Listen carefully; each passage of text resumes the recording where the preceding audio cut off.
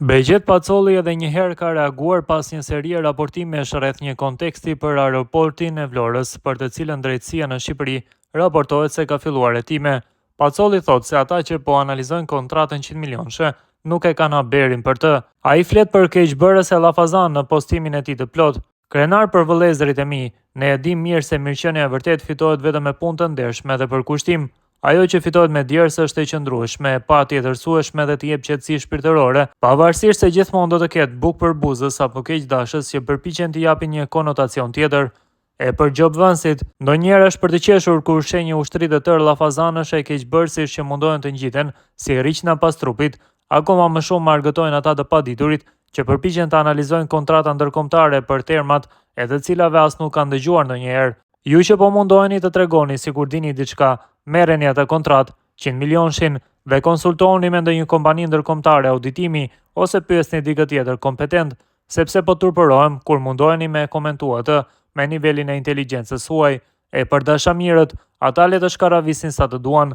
Ne kemi një mision më të madh, të vazhdojmë traditën e trashëguar nga baballarët tanë, ta përcjellim te gjeneratat e reja, të respektojmë miqt, të shijojmë arritjet tona dhe të mbrojmë atë që kemi fituar me mund dhe sakrificë. Sa punojmë ne ju tregoj miqve të mi, mbrëm në të njëjtën orë të natës në 4 vëllezrit, po fluturonim njëkohësisht në drejtime të ndryshme të botës.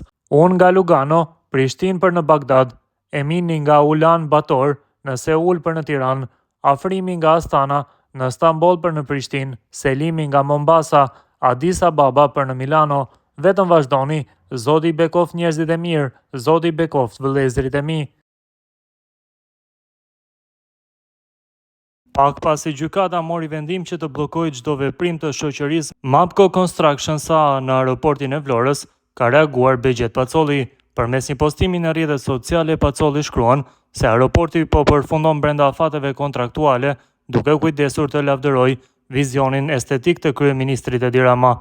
Ndërkohë ai jep po ashtu akuza se nga Shqipëria po i bëhet një komplot për t'i marrë atë çka është e tija, duke ju referuar aeroportit të Vlorës. Çfarë është ky komplot i koordinuar në Shqipëri kundër emrit tim, pikërisht tani që ndërtimit të aeroportit po i vjen fundi? Çfarë janë këto ofendime? Kush po e orkestron këtë fushat shpifjesh dhe pse? Unë, përveç se po përpiqem të mbroj pronën time, nuk kam dhënë asnjë intervistë dhe nuk kam iniciuar asnjë proces gjyqësor që të shërbejë si shkak për përfolje. Duket qartë se dikush tjetër po merret me këto procese, ndërkohë që unë deri më sot nuk jam ftuar nga askush për të dhënë as dëshminë, as sqarimet e mia. Nuk jam më gati për lëshime për atë që është e imja, por nuk do të pranoj kurrë asgjë që nuk më takon. Kam dhënë kontributin tim të ndershëm me qindra miliona euro investime që vijnë 100% nga asetet e mia personale, të dokumentuara dhe të garantuara me fondet dhe kolateralet e mia private, asnjë qindark publike. Çdo gjë ka ardhur nga puna, besimi dhe sakrifica ime. Fakte, dokumentet e Zoti janë dëshmitar të qëllimeve të mia të mira. Dua të lënë në Vlorë një trashëgimi, duke e ditur mirë që ky investim me vështirësi do të rikthehet, por një gjë është e sigurt, nuk mund të duroj më këtë padrejtësi, ku përbaltet emri im, dinjiteti dhe investimi im. Këto sulme të organizuara do t'i përballoj me të vërtetën dhe me faktet në dorë.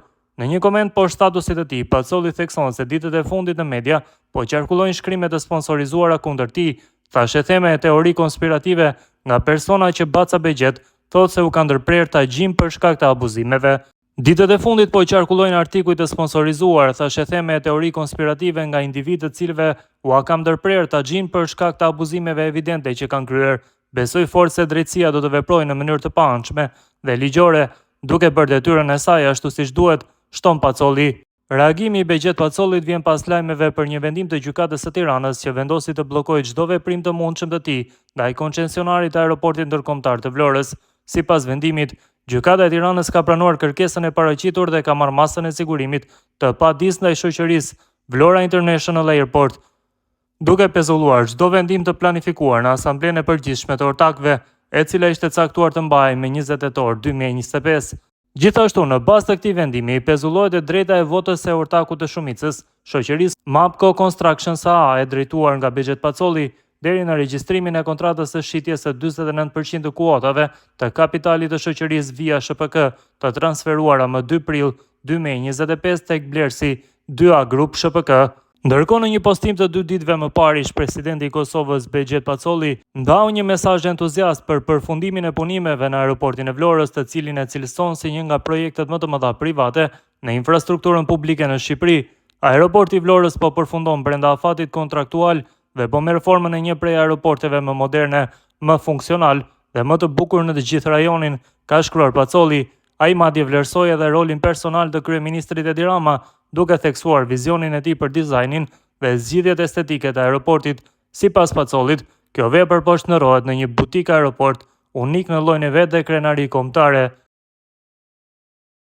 Aeroporti i Vlorës është hipotekuar si garanci financiare kundrejt një marrëveshjeje huaje midis Magbo Construction SA dhe Delfo Securities SAR për një shumë prej $100 milion marrë nga Bexhet Pacoli në mars të këtij viti. Dokumenti që ka siguruar Gazeta Tema tregon një kontratë kredie midis Magbo Construction, që është huamarrësi, dhe Delfo Securities, që është huadhënësi, e datës 26 mars 2025 me një shumë totale prej 100 milion eurosh.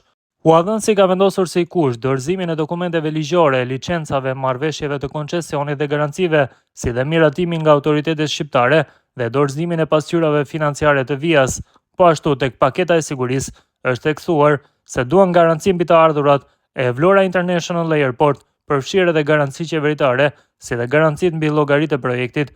Në një marrëveshje anësore si aneks i kësaj marrëveshjeje, thuhet se Vlora International Airport do të bëhet bashkëhuamarrës pas fillimit të projektit.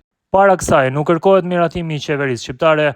Pra këtu qëndron pika kyçe në shkalimit të kontrollit të qeverisë mbi koncesionin dhe mundësinë e përfundimit të tij në një fond investimesh offshore, pas të cilit qëndrojnë investitorë rus dhe kazak. Totali i shumës është facility amount, $100 milion, ndërsa shuma e angazhuar është $97 milion.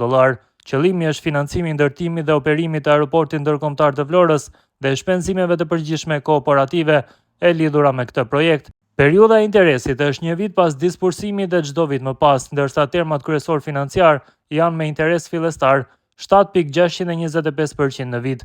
Interesi për vonesat shkon nga 9.625% deri në 13.625% në varësi të kohëzgjatjes së mospagimit. Pra, pagesa e këstit do të bëhet çdo vit me detyrim për të shlyer të paktën 20% të shumës së huas në çdo vit të fundit të periudhës së huas.